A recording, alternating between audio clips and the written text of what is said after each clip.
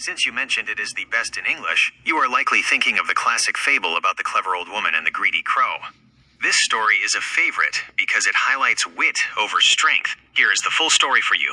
The old woman and the greedy crow. Once, in a small village on the edge of a golden wheat field, lived a kind old woman named Martha. Martha was known for two things: her delicious hand-baked honey cakes and her sharp, observant eyes.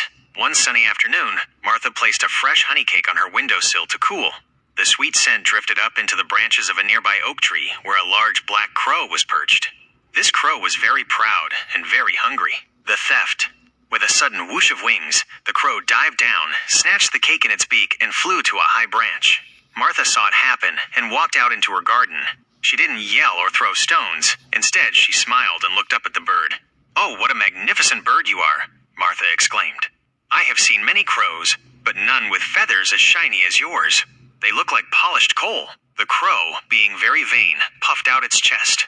It liked the compliment, but it kept the cake firmly in its beak. "The trick," Martha continued.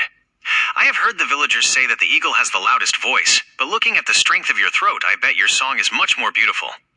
Won't you sing just one note for an old woman?" "I would love to tell everyone that I heard the king of birds sing." The crow was overcome with pride. It wanted to prove it had a voice as beautiful as its feathers. It opened its beak wide and let out a loud, harsh caw. As soon as its beak opened, the honey cake tumbled down. Martha, who had been waiting right underneath, caught the cake in her apron with a graceful flick of her wrist. The lesson. Martha looked up at the embarrassed crow and chuckled. "You have fine feathers, Mr. Crow, and a very loud voice.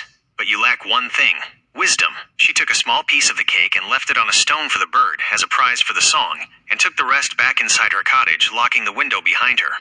Why this story is a favorite. The moral. It teaches us to be wary of flattery. People who praise us only to get what they want. The conflict. It's a classic battle of wits between a human and nature. Would you like me to rewrite this story as a poem, or perhaps help you analyze the themes for a project?